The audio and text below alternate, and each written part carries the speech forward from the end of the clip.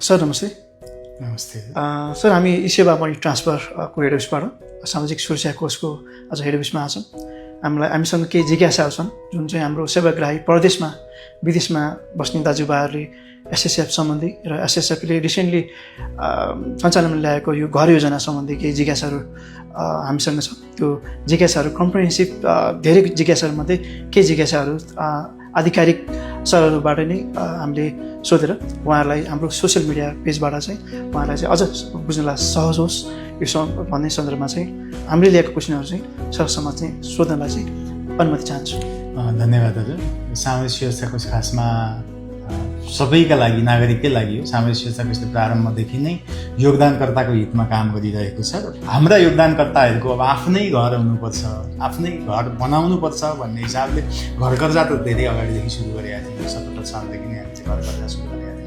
तर घर बनाउन घडेरी छैन, कसरी हामीले घर बनाउने भन्ने खालका पनि हामीलाई सुझावहरू प्राप्त भएकोले अब त्यसो भए घडेरी किन्न पनि देऊ न त भन्ने हिसाबले घडेरी किन्ने र त्यो घर किनेको घडेरीमा पछि फेरि केही समय काम गरिसकेपछि अब घर बनाउँछु भने घर कर्जा पनि लिन मिल्ने गरी हामीले यदि आम्दामीले धान्छ सबै कुरा धितोले पनि खान्छ भने घडेरी र घर कर्जा दुइटै गरेर उदाहरणको रूपमा हजुरलाई भनौँ अहिले 50-60 लाख रुपियाँमा घडेरी कसैले किन्यो र घडेरी कर्जा लियो त्यो 2-4 महिनापछि होइन घर बनाउनु पर्यो आम्दामीले पनि धान्छ भने नि हामीले त्यो अरू 50-60 लाख घर कर्जा पनि मिलोस् भनेर एउटै व्यक्तिले घडेरी र घर कर्जा दुइटै लिन पनि मिलोस् भन्ने हिसाबले 1,50 लाखसम्मको लिमिटबाट 75 लाख बनाएर 1,50 लाख बनाएर हामीले योगदानकर्ताहरूका लागि नै घर कथा गर्ने हिसाबले दिइरहेको। स्वदेशमा रहेर औपचारिक क्षेत्रबाट काम गरिरहनुभएका हाम्रो दाजुभाइ दिदीबहिनी होस् वा नेपालबाट विदेश गएर काम गर्नुभएको दाजुभाइ दिदीबहिनी होस् उहाँहरू सबैले 18 महिना चाहिँ रेगुलर कन्ट्रिब्युसन सामाजिक सुरक्षा कोषमा भएको छ भने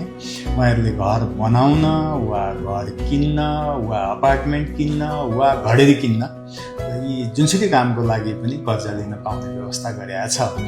विदेशमा रहेको दाजुभाइहरूले पनि सामाजिक सुरक्षा कोषबाट घर तथा घडेरी कर्जा घर तथा घडेरी सापट्टि पाउनुहुन्छ र उहाँले त्यो पाउनको लागि एप्लाई गर्न चाहिँ कर्जाका लागि डकुमेन्टेसनहरू गर्न चाहिँ यहाँ स्वदेशमा हुनुभएको कोही उहाँको आफन्त वा उहाँको परिवारभित्रको कोही व्यक्तिले चाहिँ एप्लिकेसन दिएर प्रक्रिया अगाडि बढाउन मिल्छ र कर्जा स्वीकृत भइसकेपछि धितो पास गर्ने बेलामा र कर्जा डिस्पर्स गर्ने बेलामा रकम चाहिँ सम्बन्धित योगदानकर्तालाई चाहिँ डिस्ट्रिब्युट गर्ने बेलामा चाहिँ एकचोटि जमानी दिन वा डकुमेन्टमा सिग्नेचर गर्न चाहिँ आउनुपर्छ सम्बन्धित देशबाट किनभने त्यो चाहिँ सामाजिक सुरक्षा कोषले मात्रै चाहिँ त्यसलाई अनलाइन गरेर नमिल्ने विषय हो।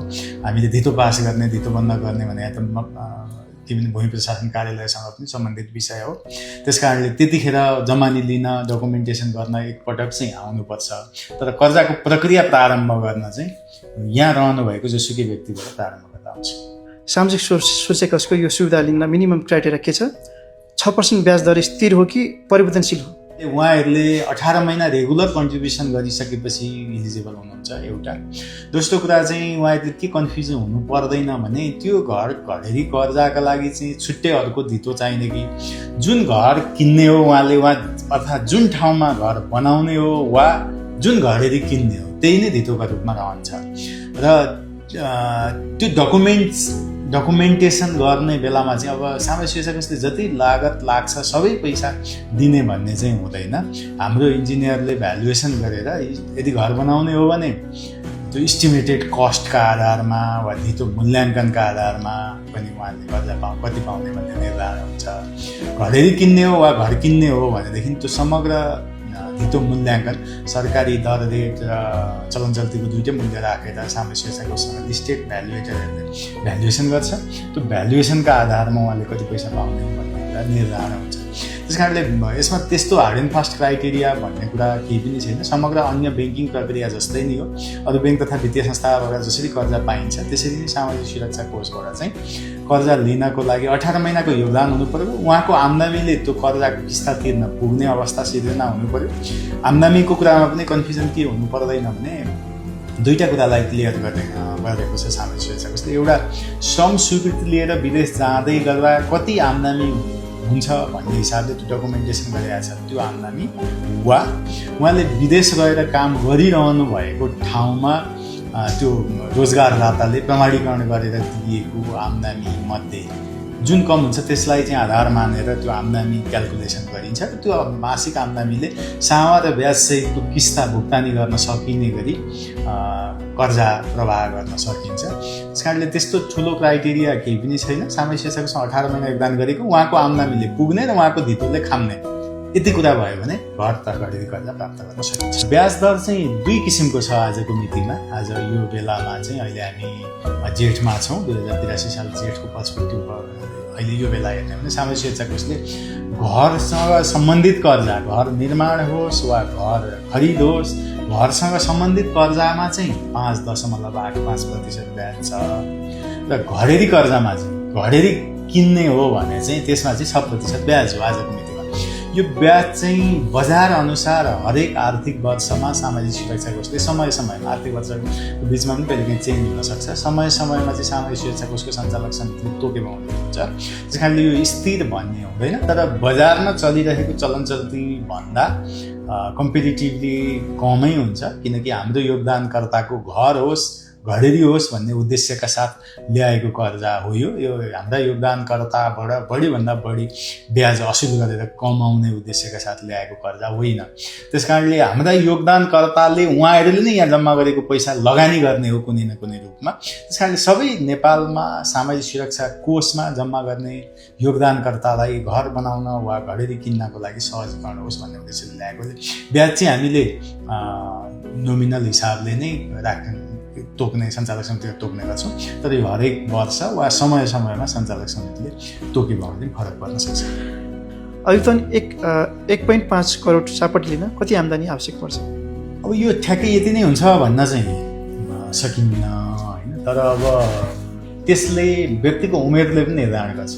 60 वर्ष पुग्न बाँकी अवधि वा 20 वर्ष बढीमा मध्ये जुन कम हुन्छ त्यति अवधिसम्म कर्जा भुक्तानी गर्ने गरी किस्ता बनाउन सकिन्छ। मानव यसमा उदाहरणसहित प्रस्तुत गर्दा कोही मान्छे 40 वर्षको हुनुहुन्छ अहिले भने उहाँको 60 वर्ष पुग्न बाँकी अवधि पनि 20 वर्ष हुन्छ, उहाँलाई 20 वर्षको सम्मको किस्ता बनाउन सकियो।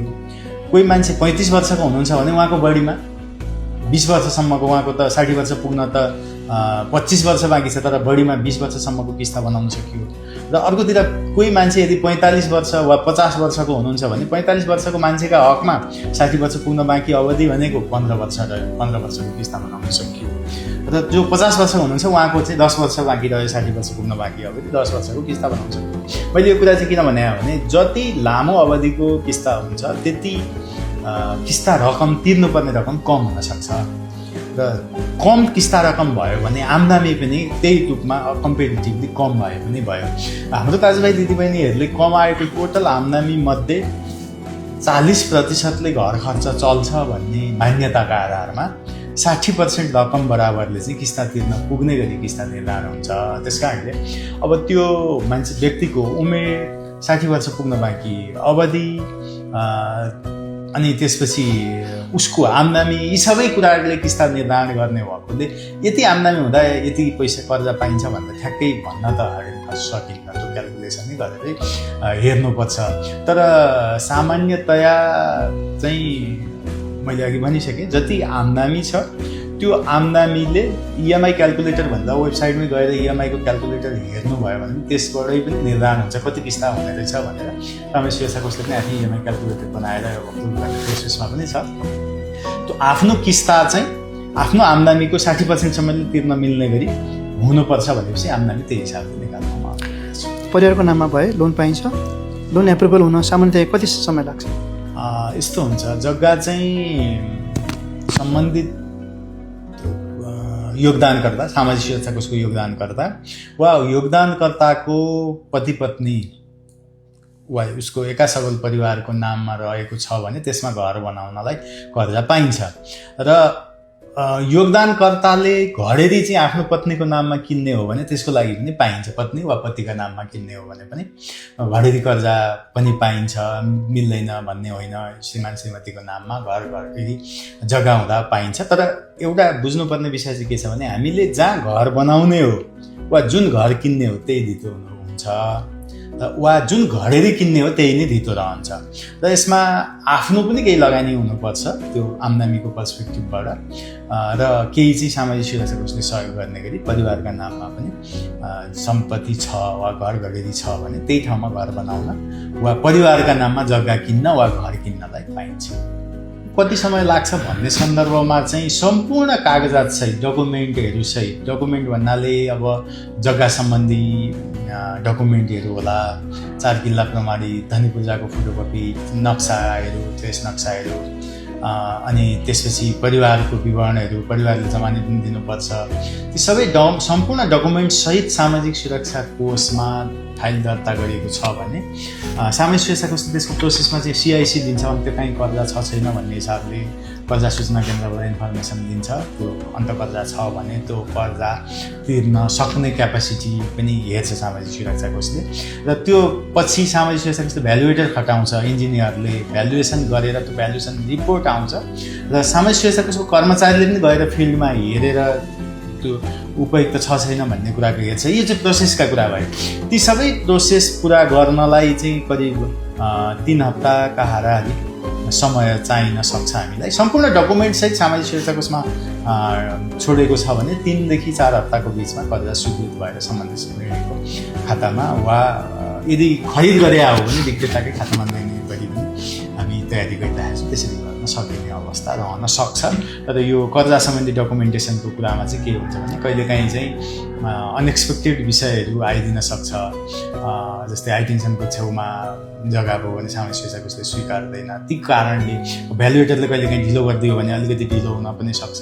यी प्राविधिक कारणहरूले कहिलेकाहीँ ढिलो हुन सक्ला, तर सामान्यतया चाहिँ डकुमेन्टहरू पुरापुरी छ भने 3 हप्ताभित्र सामाजिक सुरक्षा